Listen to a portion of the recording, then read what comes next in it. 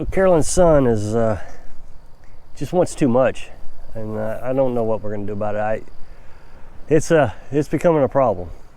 So I'll explain all that in a bit. So as you know, Carolyn's son moved onto the property a few weeks ago. We bought that camper, and he's been staying in there. And yeah, yesterday he needed some water.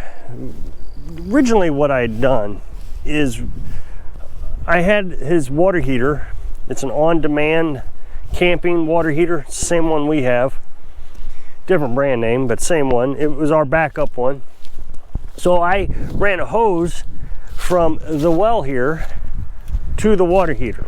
So all he had to do was come out here, hook the hose up, start the generator, and then the water would run into the water heater, heats the water up, and then when he's done taking his shower, he can come back out and shut it all off. Well, he really struggled with the propane generator, as I've told you. There's no expectation that he learn any of this stuff. So he needed some water, and I've been trying to figure out how to get him water. Of course, he's been coming up to the house now and taking a shower, which is fine. We leave the house, sit in the truck, and let him take a shower. He asked, is there a different way we could do this so he didn't have to bother us? And I got to thinking about it. And so what I did, I'm over here at the water tank. It's gonna be hard to see with all the camera angles. So we have 275-gallon water tank in there, IBC tank, and an RV pump. The RV pump runs off 12 volts battery. And so that pumps water into the house through our water heater. So what I did was I took one of those V connection adapters that you can put on your faucet, and you then put two hoses on it. So that's what I did. Came out of the pump, and so one of the connections runs into our house, and the second connection runs to his camper. I thought that connection, that V connection, would leak a lot. I actually bought it from Dollar General. It was $1, and it didn't leak. It's really done quite well. I was surprised. I figured it'd leak up a storm. I used this one over here that I've got, and it's a much more expensive one. So this will give you an idea of what I'm talking about here. So water can come out of both of these. But this one just leaked terrible around all the seams and everything. So we couldn't use that one. So now he's got water. The only downside to this is it would seem to me that if he's using the water at the same time we're using water, that it probably wouldn't kick on the water heater. We'll have to coordinate that. So this morning I took a shower. Carolyn texted him and told him that I was taking a shower so he wouldn't turn on his. So we got the water situation taken care of. Now the biggest issue we're gonna have with the water is it's probably gonna freeze in the winter if he's still here in the winter, because I just got it laying on the ground. Now I know everybody's gonna tell me all kinds of different ways to deal with this. I could dig a trench, which is probably the best thing to do. But once it gets to the camper, I mean, this is an old camper, so somebody's gonna say, you need to fix that. It's not roadworthy, I've said that before. So I just got it running into the camper. It would freeze here anyways. And he's not heating this portion of the camper anyways, he's heating the living camp space. I could get some heat tape. Somebody's gonna say get heat tape, but that's just more electric that we gotta try to find. And that's becoming a real struggle. So I told you the other day, and I even showed you, demonstrated it, that this old generator here, it's got about 8,000 hours on it. The carburetor went bad, the step motor on the carburetor. And so I replaced it, and I showed you all that in that video. I started it, I turned the well on, it ran fantastic. So today we thought we'd hook him up to the generator and see how it did. And it ran for maybe 15 minutes. And I think the coil went out on it in that 15 minutes. To the point now, I don't think it's worth repairing anymore. I mean, we just bought that other generator, and now we're trying to figure out, should we replace this one, have a backup? I mean, we got the dual fuel, we got that one, and then we got that 1500 watt one. Now the 1500 watt doesn't run as well as what I would expect it to. It just doesn't run loads that I think should be running.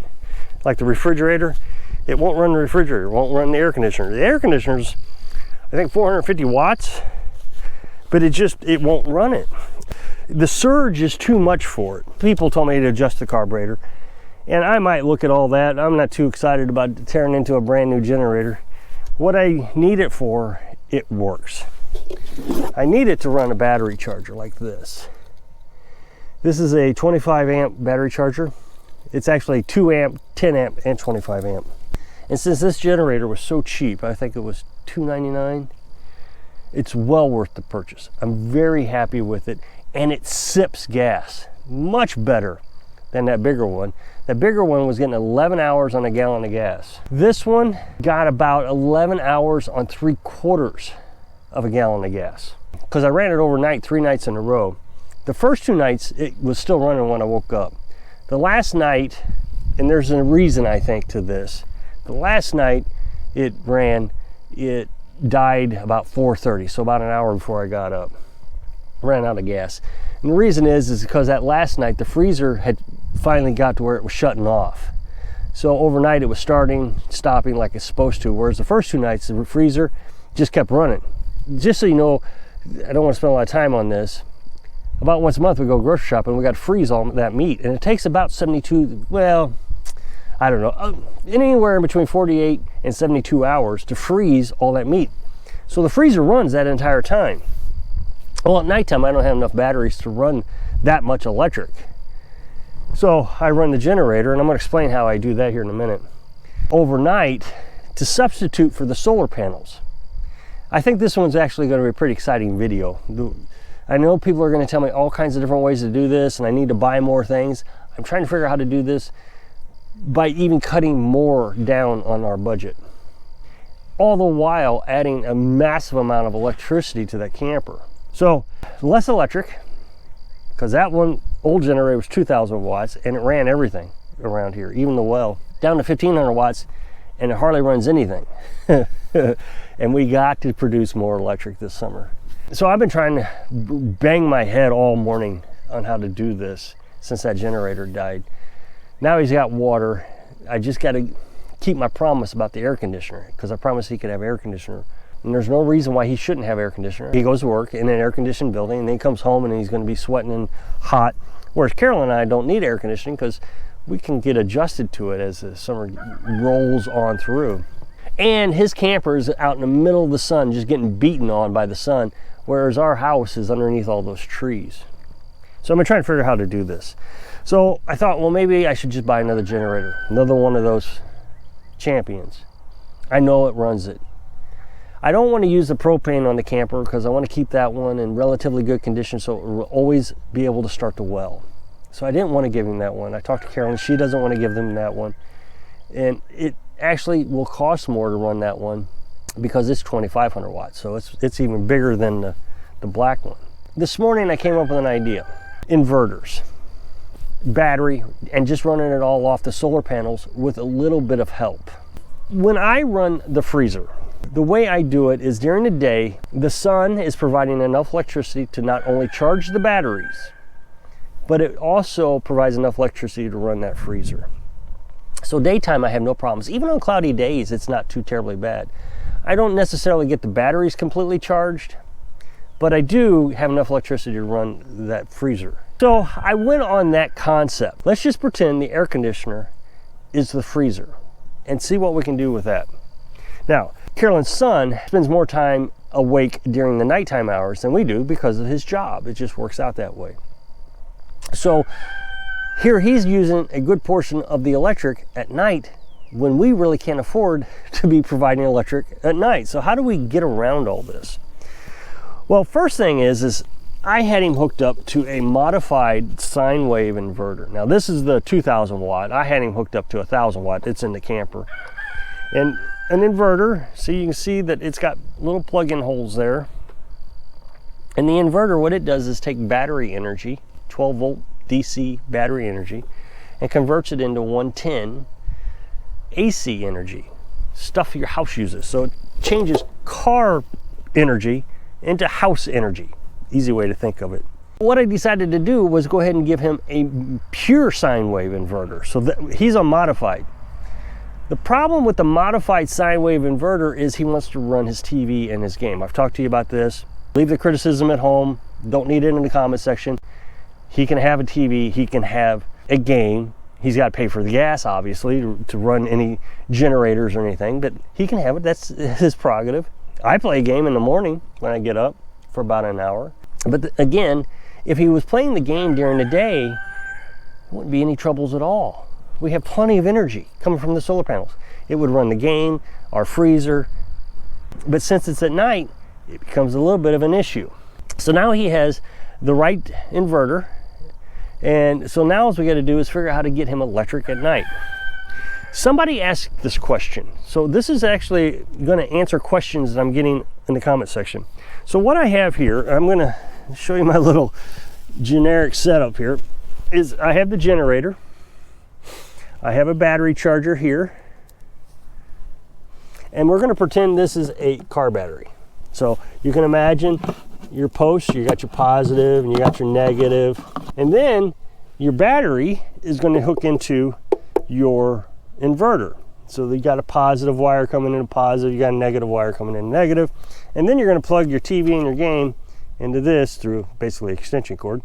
If we also think about it, we have solar panels back here running positive to negative. Now, of course, there's a charge controller in between that, but just to keep this very basic and simple, if you want to learn how to hook up a charge controller, go to my channel, go to playlists, go to solar, and you'll see how to hook up solar panels. These solar panels are charging the battery. The battery is providing electricity to the inverter is providing electricity to the camper.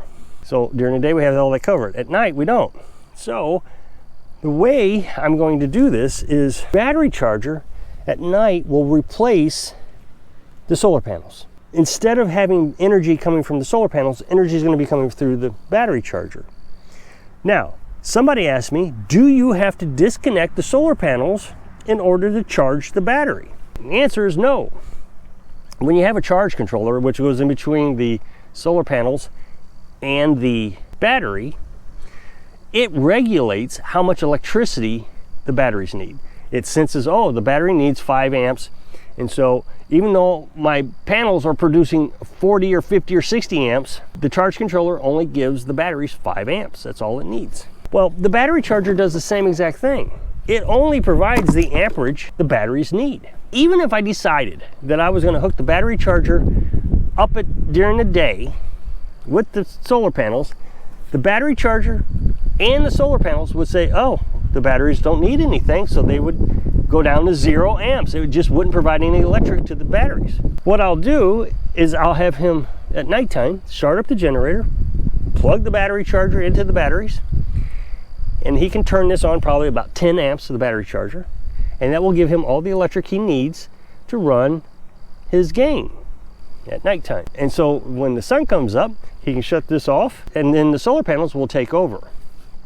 This is a simple solution, and it keeps me from doing two things: spending a lot of money on gasoline, because like I said, that bigger generator used more gas, and I don't have to buy a new generator.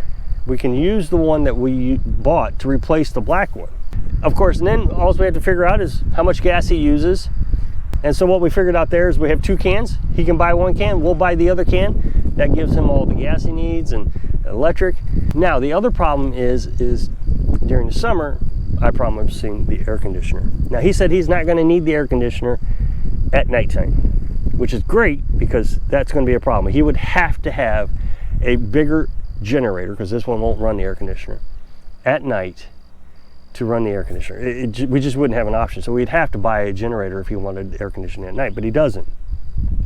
So during the day, you can run the air conditioner off the solar panels pretty much by itself until a cloud covers the sun. So like if that cloud covered the sun, all of a sudden I am not producing enough electric, which is about 450 watts. I figured a 5,000 BTU air conditioner uses about 450 watts.